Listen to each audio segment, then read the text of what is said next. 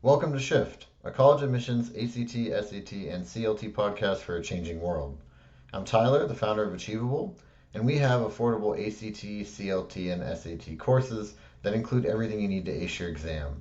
A full textbook, tons of review questions backed by our memory enhancing algorithm, videos on key topics, a built in study planner, and full length practice exams. You can get a free trial by going to achievable.me, and if you like it, be sure to use the code podcast to get 10% off at checkout. Let's get started. Today we've got Hyuk Chang with us from AIE, and I'd love if you could introduce yourself and your role at AIE. Yeah. Well, thanks for having me. I'm an admissions officer with the Academy of Interactive Entertainment, AIE, and we are a 2-year skills-based program that's focused on job training and simulating a studio-based environment so that way our students are most prepared for the industry that they are studying for. Yeah, very cool. And today, because AIE is a video game focused university, I'd love for you to talk about how to build a great portfolio. And I'm sure this would apply to other types of art universities as well, more creative ones in general. But yeah, just like how do you walk people through this? I mean, I haven't really talked about portfolios before because I'm not an artist. I mean, as you can see by my Yeah. bad paintings back there, that I do. My Ah, wife is they the look good great. one usually. I'm curious, yeah, just like where do you start this conversation with people? Yeah. When it comes to a portfolio, I feel like the word portfolio itself sets people off in a bad direction because when students hear it, they've only heard it thus far, usually in a professional context. So it's when looking at ArtStation or looking at any other sort of online hosting portfolio website, even social media posts like Tumblr replies or whatever. People will post their portfolios, but in reality, what they're showing is a series of finished works. And that's not necessarily the same as a college admissions portfolio. So when it comes to us, what we want to see is a range of work that shows where your skill set is at currently, what you've tried, what you like to do, and degrees of a finished product. So we would like to see at least one finished thing so that way we can go, okay, that's like where you call it, but also seeing that process, seeing where that student goes from point A to point B to point C is the purpose of an admissions portfolio. Yeah, very cool. So then, I mean, you've already hinted at it a little bit, right? But let's talk about how to build your portfolio. I mean, it sounds like I would have assumed, and I think it's probably what a lot of people assume, that you just want to put your best finished work in there and that's it, right? But it sounds like you would much rather see something else. It's not to say that we wouldn't like to see those finished and recent pieces, because we still want to see where your skill set is at currently, where your skill set is, where you want to grow from there, because we have had a couple of students who have applied and had, in essence, professional grade portfolios. And the conversation then becomes, well, what do you want out of this program? What do you want to do in terms of progressing from where you are right now to your starting position in the industry? Because while seeing really high quality finished work is always exciting, it does pose questions then of what are you looking to get out of the education? What kind of student are you going to be? There are other considerations that come into play when somebody is delivering, say that like high quality professional portfolio. So showing something that's in progress, showing works, it's like those math problems that you would have where they want you to show your work. And I was infamously terrible at those. I would just write the answer and never understand why you needed to show your work. But then now on this side of the desk, I'm looking at these portfolios and going, I wish you would show your work. So it feels like a bit of karmic retribution there. Right. Well, and it shows you how they got from A to Z, which I think is an important part of it, right? Can you talk a bit about like Exactly. what are the steps you're looking to see and kind of why, right? Is it like I want to see the wireframes for this reason? What are the things that you want?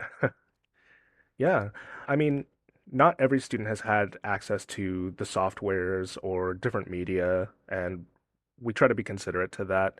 So when it comes to the portfolios that are being shown and the pieces that are being shared, sketchbooks are always a welcome addition to a portfolio, especially for the people who like to write particular directions for themselves in their sketchbooks. To cite a recent example of a portfolio that crossed my desk, this person had a full round character concept sheet, and on there they had one of my favorite things that I've read in a portfolio thus far, which is dramatic sleeves are a must.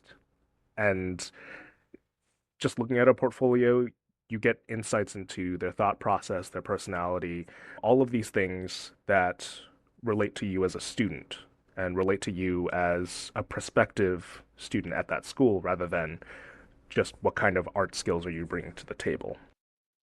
Yeah, so how can you, without forcing it, like show more of your personality in Yeah. your portfolio?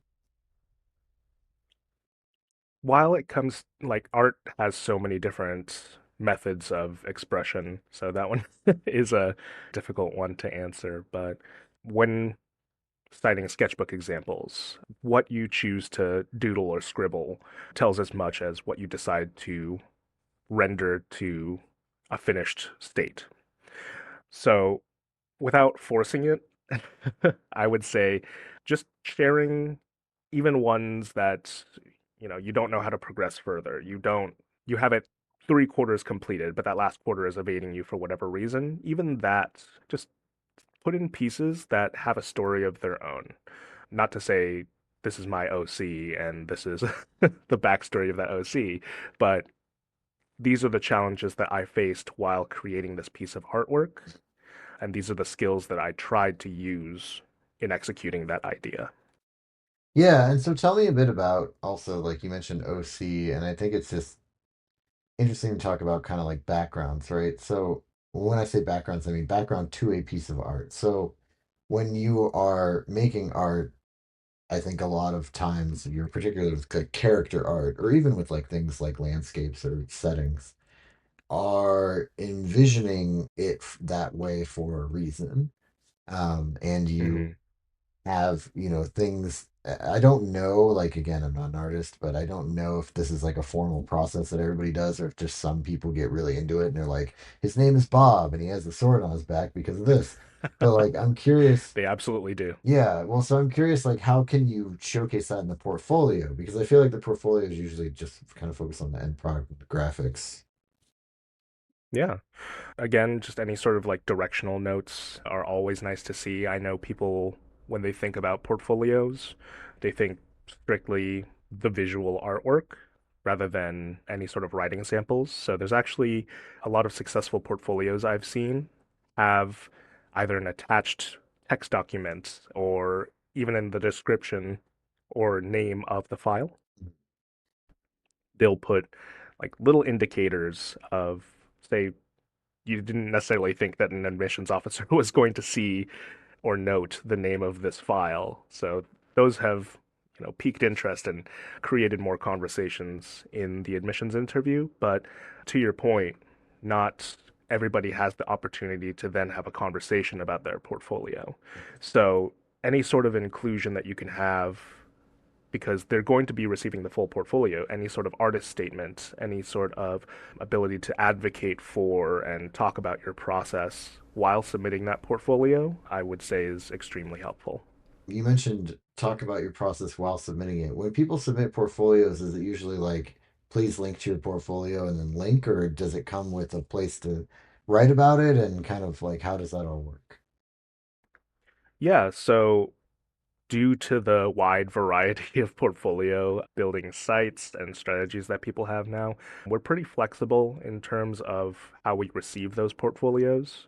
So I've had students just email them straight to me. We do have an upload option with our application, but I've been sent over websites or just zip folders. So when it comes to the most successful method, quote unquote, a website is always a safe bet. But also having an external folder, I always suggest to students to have like a USB that you carry around with a folder of your portfolio. So that way you're able to quickly and easily have that copy at hand. Got it.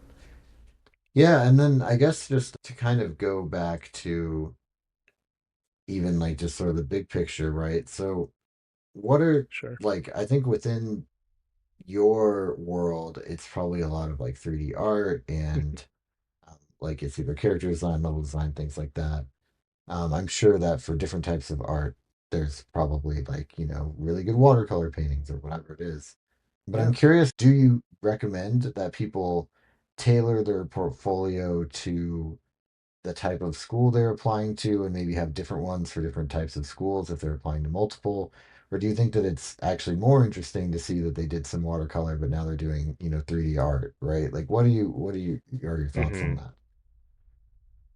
Yeah, I also just wanted to mention that we focus on the entirety of the game development pipeline. So we also have game programmers who are expected to create a portfolio. We have game designers who Right. are expected to create a portfolio. So those portfolios look vastly different. And because of that, the content within those portfolios can also be extremely broad. So for the arts, seeing different media is always exciting. So whether that person has explored with graphite and pencil or like ink or even gone so far as to actually have a fully rendered character model. These are all exciting things to see, but when looking at something like game programming, seeing examples of people who have worked in HTML, Python, Java, these are all valid examples as well, or even just writing samples. So when it comes to game design, that portfolio, we've seen a wide range going from, oh, hey, I've actually created a small game in Unreal following tutorials, or down to the other side of things, which is here are the notes from my D&D campaign. So when it comes to the portfolio, showing variety is a strength of its own. Yeah, that's really interesting. And I mean, you talked about, building projects, and I mean, I'm curious. I think quite a bit of things that are more involved, like building a video game, might involve more than one person. How do Oh, you definitely. include things like that in your portfolio where you were like, maybe let's say like a minor contributor to a larger project? Yeah, there's plenty of opportunities to talk about your level of involvement. So, when it comes to, say, a game project, hopefully there's a credits page of some sort so we can see what role that particular applicant filled in that group. We also have that admissions interview where we ask them to expand a bit. If it is a group project, what was your specific involvement? How did you work on that team? How did, your experience look compared to what we're seeing in this portfolio? Mhm. Right, got it. Okay. Yeah, and then what am I missing here? I feel like there's probably more to it about like building a great portfolio, right? I mean, what are some things that I haven't Yeah. mentioned yet that you feel like we should be talking about? I would say be aware of the amount of time that's allocated for talking about the portfolio, because that will also change how much you include in your portfolio. Okay. So, for example, our admissions interviews, we block out an hour, and about half of that time is dedicated to talking about the portfolio. Mhm. So, you want enough pieces to be able to have a conversation for the roughly half hour that we allocate for that. So, we urge people to put in, say, like 5 pieces that you can really talk about, or 10 pieces that we just kind of breeze through. And ultimately, it's an opportunity for that student to curate an experience for the person looking at the portfolio. So, having some self restraint in that is also a really great trait to show, because we have had students where they're sending over a 13 gigabyte folder, and that's a compressed zip folder. Like, that's a little excessive for the amount of time that we have. But students should be sending in enough that they can talk about it and a wide enough variety that it showcases your skill set as an applicant. Yeah, well, and put another way, you should probably submit things that you want to talk about. Like, I think that maybe they might be like, oh, I feel like I have to include this, but I don't really like this one. I mean, do you? That's actually an interesting, like, this little side tangent. Do you ever have that happen in interviews where students are like, oh, I hated this one, but I felt like I had to include it? And like, Yes. how does that go for you? And do you think that's healthy and good, or are you just kind of like, like you should really focus to what you are excited about? I would argue that even the piece that you don't like has some merit, Mhm. right? So if you have the opportunity to have an admissions interview, you have the opportunity to talk at length about a variety of the pieces that you submit, showing a finished or maybe even unfinished product that you just hated the process of making, that has a story attached to it too, and we would love to hear it. Now, if it's I wouldn't necessarily say it's something that you should go in bad mouthing all the way, but if it's a piece that you feel like you should include, there are reasons that that student thought to include that. Whether it's the level of completion, the skill set that was showcased, the level of success that they feel like it had, there are reasons that they want to include it. And there are reasons they felt that compulsion to include it. Got it. Yeah.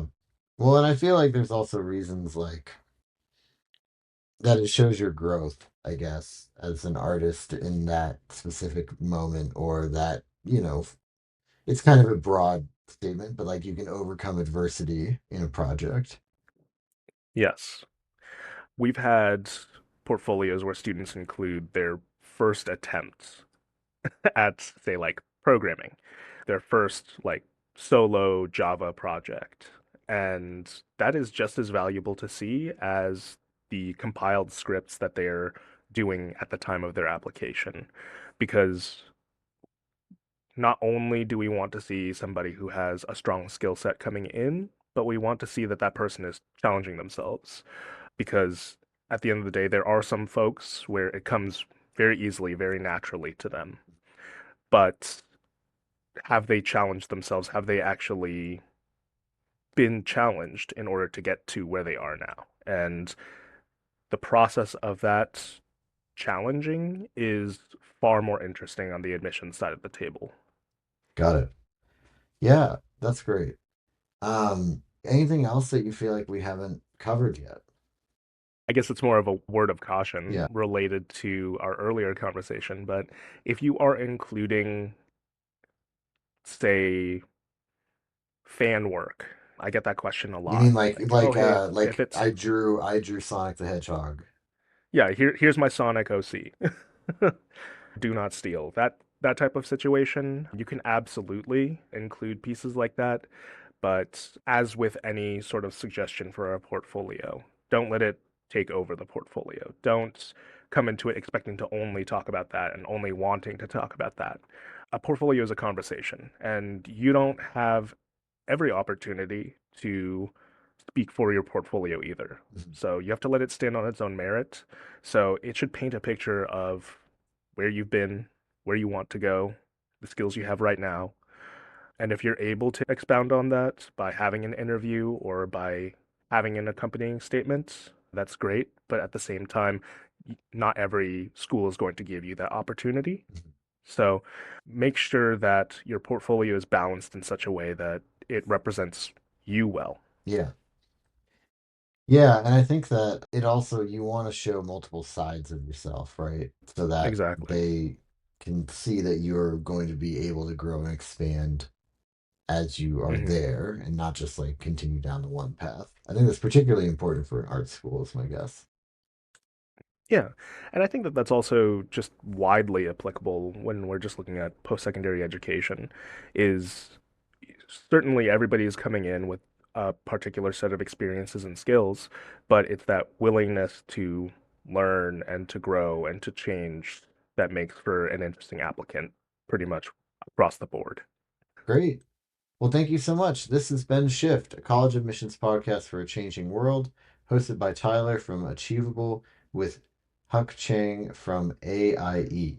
And you can get a free trial of Achievable's ACT and CLT courses by going to achievable.me and use the code podcast to save 10%.